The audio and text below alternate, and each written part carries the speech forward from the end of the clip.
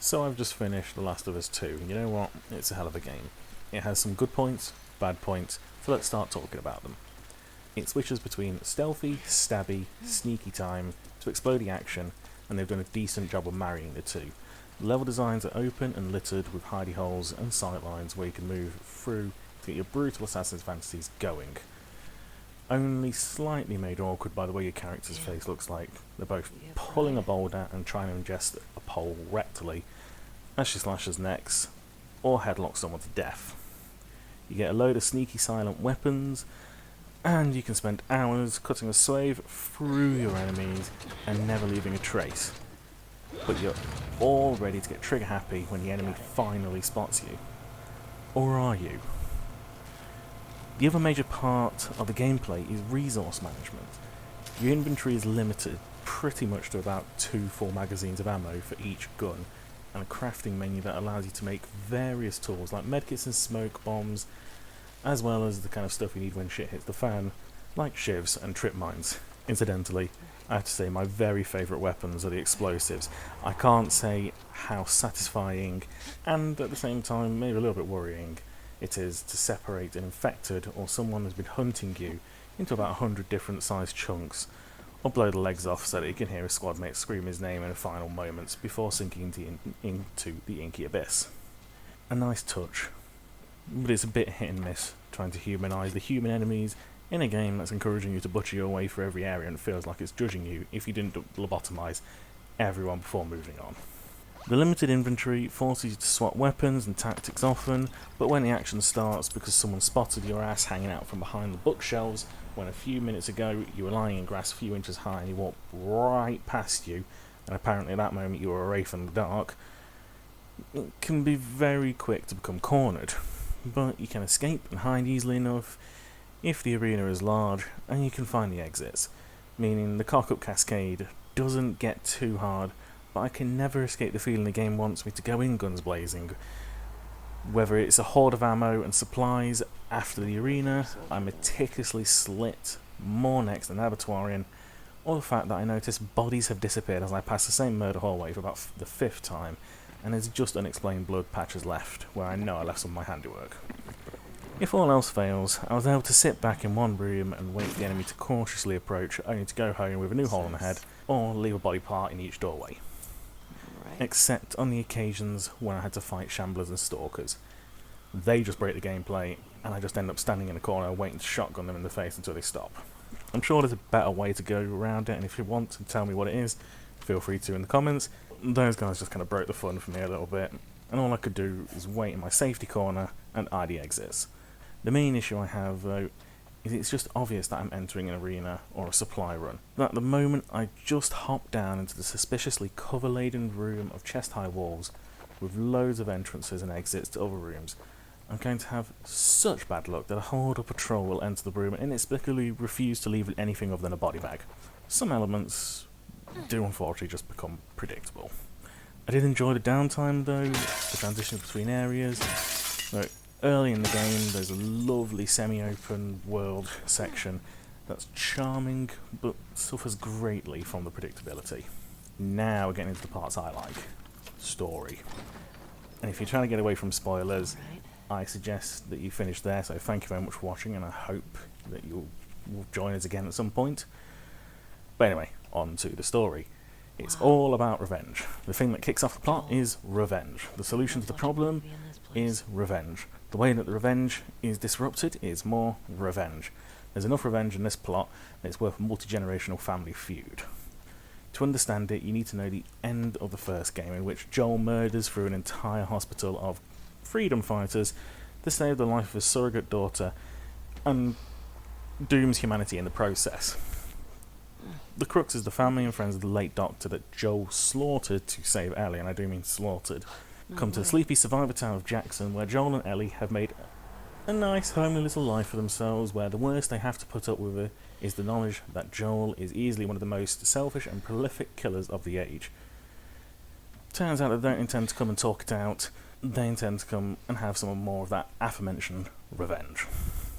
I want to say right now, I do love Joel's character. I did in the first one and I do in this one. He's a bad person. who has a very, very large skill set that he uses to help those he's not only loves, but has kind of hitched his ride to. He just kind of wants to live a normal life, but he keeps making decisions that drag him into having to decide between what he wants and needs and that of the greater good. He's not very good at those decisions.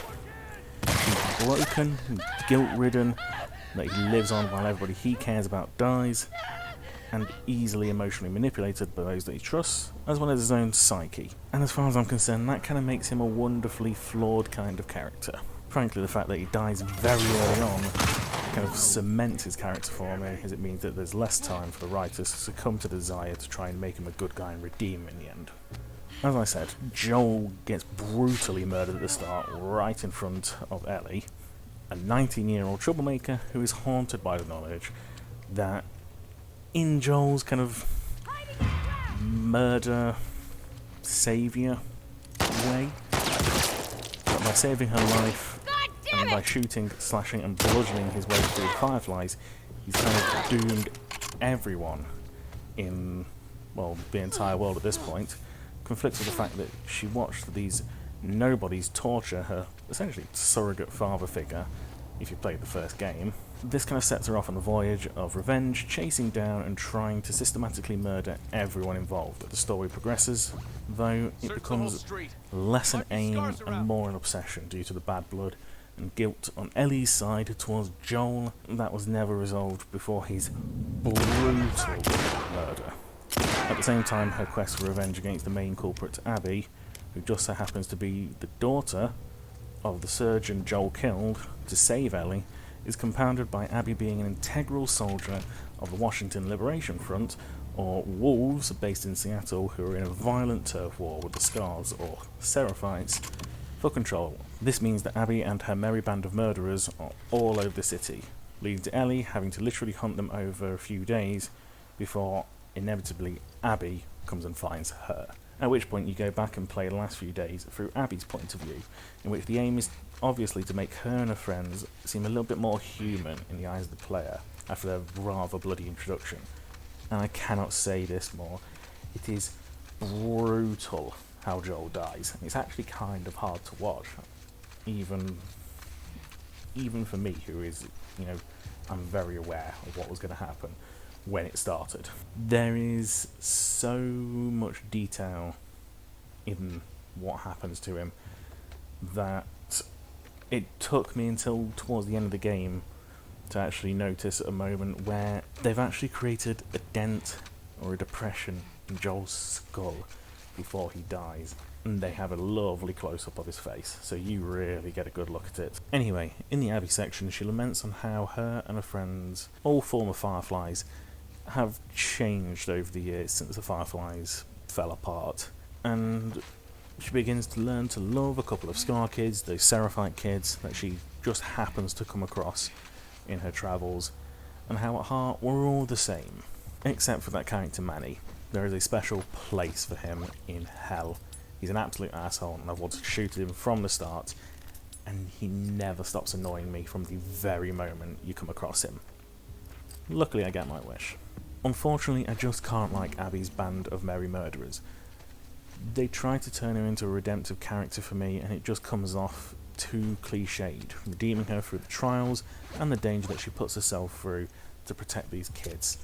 That a few days prior she would have gunned down for being in her town, and the realisation that maybe chasing a guy over 4 years to exact revenge, while also joining an oppressive militia regime, might not have been the best of life choices. The transformation is too quick for it to feel genuine. It happens over 3 days. It just feels rushed. Abby is an interesting character, bucking many trends of the female character that you see generally in gaming.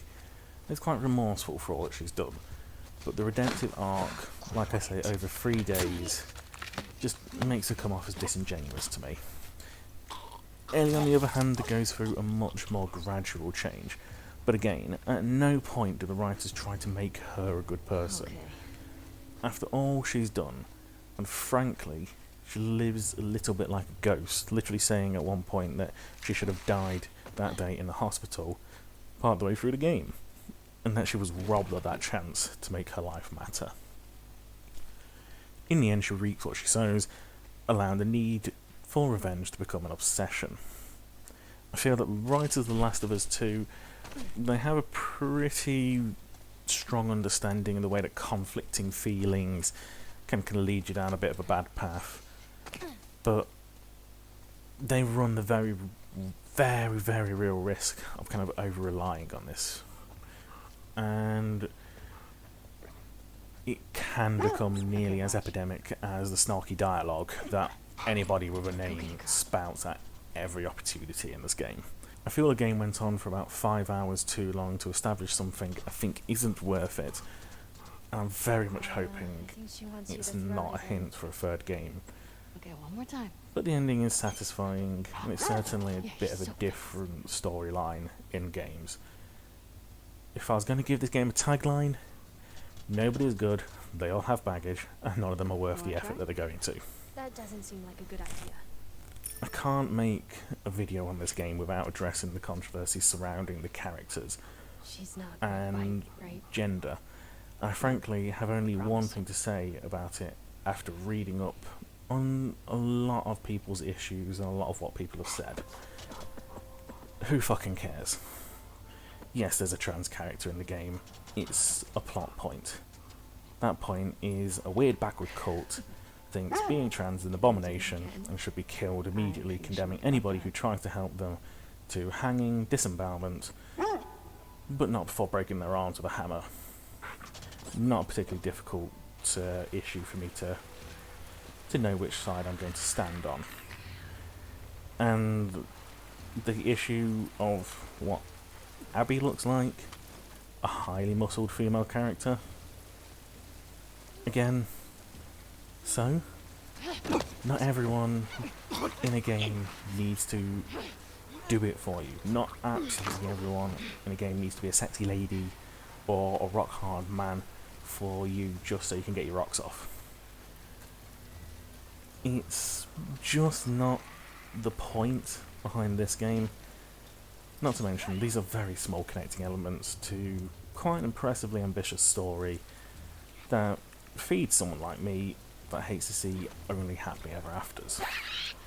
So, if you're worried about all the controversy, if you're sitting here going, well, it's been panned by the general public, yeah, it's been panned, but it's definitely worth a play. But that's all kind of down to your own decision of that, if I'm honest here.